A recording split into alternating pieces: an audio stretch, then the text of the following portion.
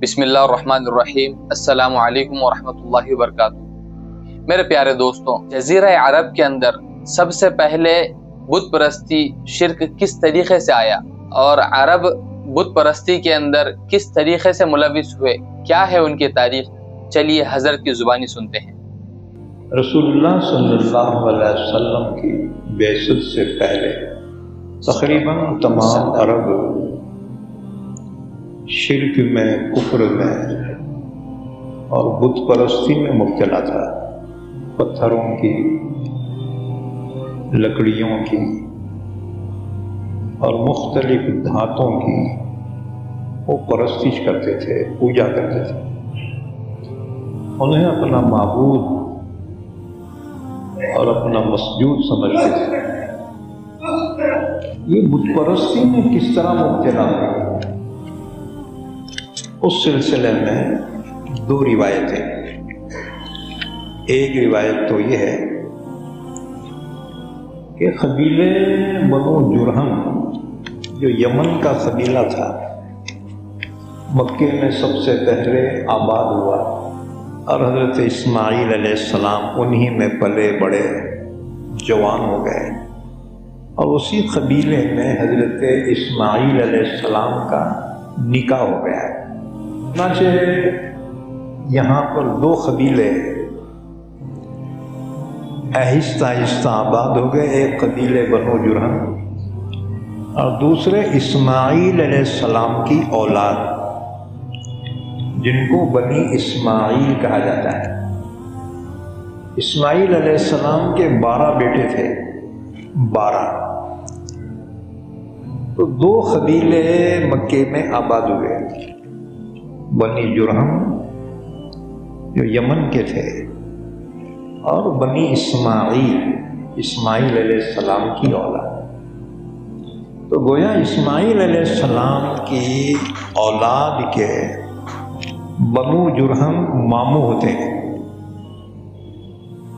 زمانہ گزرتا چلا گیا اور یہ سب توحید پر قائم تھے، ایک اللہ کی عبادت کرنے والے۔ ابھی یہاں کفر اور شرک نہیں آیا تھا، یہاں تک کہ ماموں اور بھانجوں میں اختلاف ہو گیا اور دونوں میں جنگ ہو گئی۔ اس جنگ میں بنو جرہم کامیاب ہو گئے اور بنی اسماعیل ناکام ہو گئے۔ بنو جرہم نے بنو اسماعیل کو یہ سزا دی کہ مکہ چھوڑ کر چلے گئے، تڑی پار کر دیا، اصل باشندوں کو بنو جرہم نے مکے سے جلا وطن کر دیا۔ بنی اسماعیل جب مکہ چھوڑ کر جانے لگے تو کعبۃ اللہ سے ان کو بڑی عقیدت و محبت تھی کہ ان کے آبا و اجداد نے کعبۃ اللہ کو تعمیر کیا تھا۔ حضرت اسماعیل، حضرت ابراہیم علیہ السلام نے کعبۃ اللہ کو تعمیر کیا تھا۔ یہ ان کی اولاد تھی ہے جن کو کعبۃ اللہ سے بڑی عقیدت و محبت تھی۔ چنانچہ جب جلا وطن ہونے لگے، جانے لگے،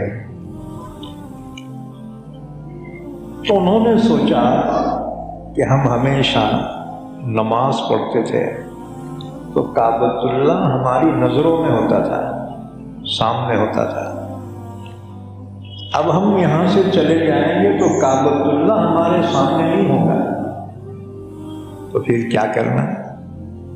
انہوں نے کچھ پتھر وہاں سے لیے، کچھ پتھر بطور یادگار کے طور سے وہاں سے کچھ پتھر لیے، جس وادی میں جا کر انہوں نے جلا وطنی کی زندگی گزاری تھی، نماز کے وقت وہ پتھر کعبۃ اللہ کے بجائے پتھر سامنے رکھتے تھے اور اس کو قبلہ سمجھ کر اس کی طرف رخ کر کے نماز پڑھتے تھے۔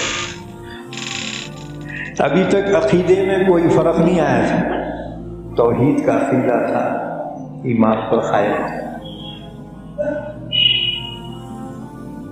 جب وہ نسل گزر گئی، ان کی جو اولاد تھی وہ مقصد نہیں جانتے تھے پتھروں کی طرف رخ کرنے کا، تو شیطان نے ان کی اولاد کے دلوں میں وسوسہ ڈالا کہ تمہارے باپ دادا تو ان پتھروں کے سامنے سجدہ کرتے تھے، تم نہیں کرتے۔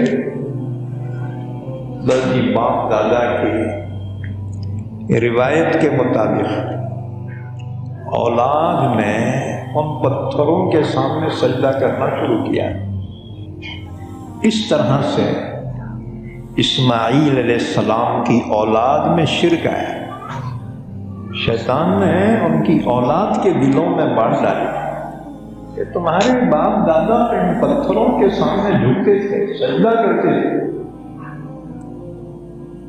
اچھا وہ تو کرتے تھے قبلہ سمجھ کے، لیکن شیطان نے وسوسہ ڈالا کہ یہی تو معبود ہیں جن کے سامنے تمہارے باپ دادا سجدہ کرتے تھے۔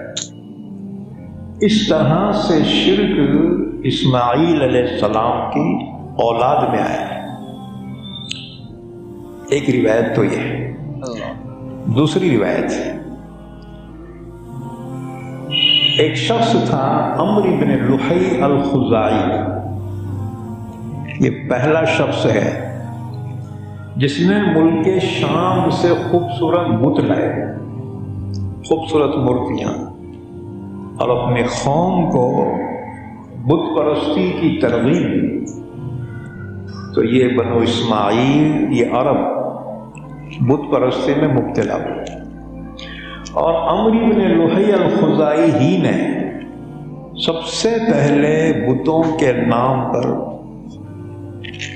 قربانی کرنے کا رواج ڈالا۔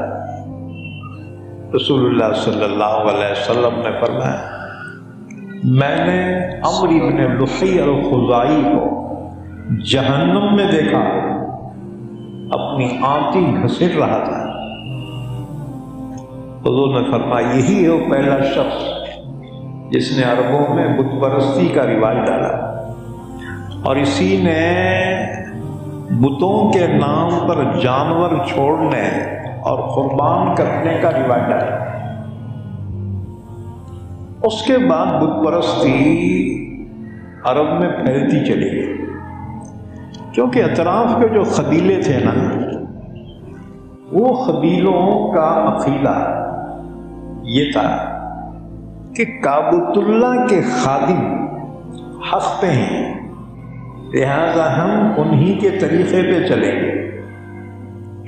چونکہ یہ بت پرست تھے، ان کا دیکھ کر اور قبیلے بھی بت پرست ہو گئے، اور حضور نے جب توحید کی دعوت دی تو یہ قریش نے مخالفت کی سب سے پہلے، تو باقی قبیلے بھی حضور کے مخالف بن گئے۔ لیکن جب اللہ کے رسول نے مکے کو فتح کیا، 20 سال کے بعد مکے کو فتح کیا، اور قریش نے، مکے والوں نے حضور کی عفو و درگزر اور معافی کے اخلاق کو جب دیکھا، وہ ایمان لائے۔ جیسے ہی یہ مکے کے قریش ایمان لائے، پھر کیا تھا؟ اذا جاء نصر اللہ والفتح ورأيت الناس يدخلون في دین اللہ افواجا،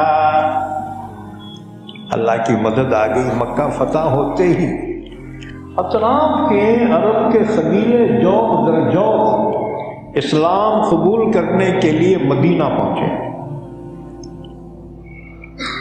اور وہ ایمان لائے، پورا عرب ایمان لائے۔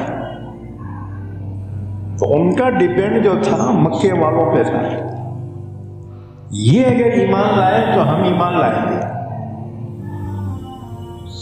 تو اللہ نے جب مکہ کی فتح عطا فرمائی تو پورے عرب قبیلے ایمان لائے۔ رب يسر ولا تعسر وتمم بالخير